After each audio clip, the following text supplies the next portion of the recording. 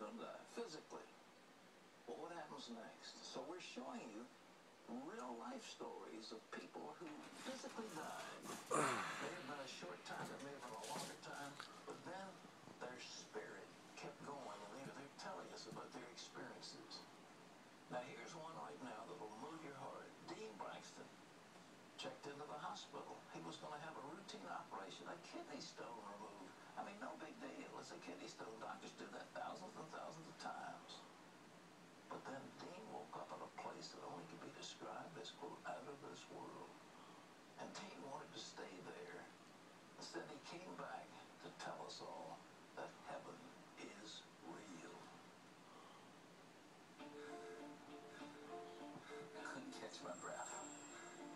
It was getting shallower and shallower, and I can remember saying to myself, I am dying.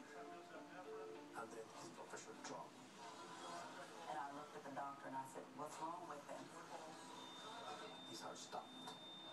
And he says, well, we need to intubate your husband right now, or else he could die.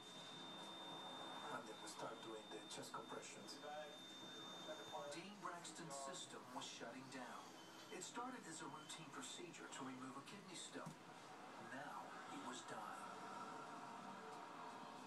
Dr. Manuel Irigi was on duty in the critical care unit at St. Francis Hospital in Federal Way, Washington. He explains what went wrong. As it turns out with him, the antibiotic that he received was not good for the bacteria. It was resistant. Dean's body went into multi-organ failure, and his heart flatlined. Dr. Irigi's team worked furiously to revive him. Dean's wife, Marilyn, prayed. I did say to the Lord, I said, Lord, you said in your word that you've come to give Dean life, and life abundantly, and I claim that abundant life for him. At times, the unit was in chaos as they worked to save Dean's life. But he was experiencing something very different.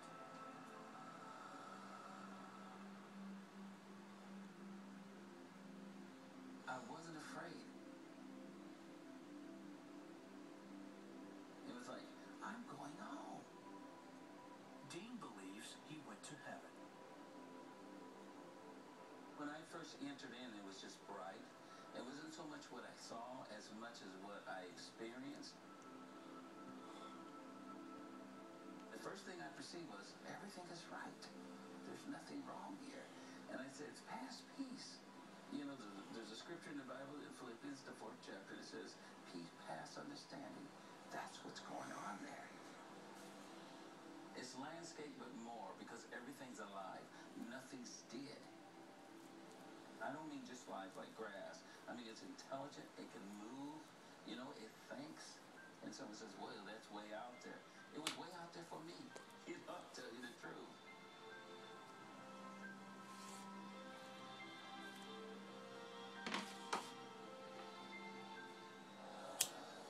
We got a pulse. Dean says he felt like he was being pulled back into his body. Then he flatlined a second time.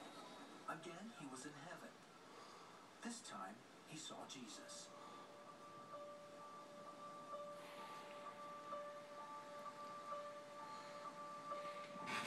The first thing that comes to me is he's bright, just like John says. He's brighter than the noonday sun.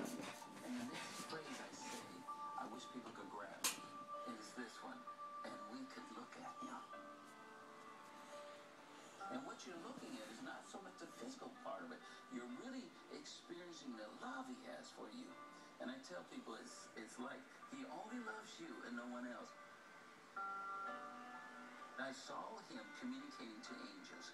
He would just look at them. Communication there was thought to thought. They would acknowledge his receiving his information, bow before him like this, and then back out. And it was like, wow. Dean admits he didn't want to come back.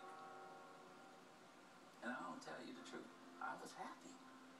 I was planning on staying, you know, and people always say, yeah, you know, didn't you love your wife and your children? Yes, I love them probably more than I ever could. But I was thinking, you come here where everything is right. Then Dean saw saw family he hadn't seen in a long time. And yet, on the other side of Jesus was my family, my grandmother Mary, but with her were other relatives. And some I had recognized. I had been on this planet when they were here. But then there was generation after generation after generation after generation of those that accepted Jesus Christ as Lord and Savior, that helped to produce me on this planet. They came to greet me in. And it was like, God.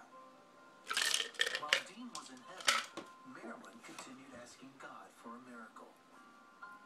I purposed in my heart that whatever the outcome, I was going to follow God all the way. After an hour and 45 minutes, Dean came back with a weak but steady heart rate. But the bacteria had done a lot of damage, and he had to go on dialysis. I did not think he was going to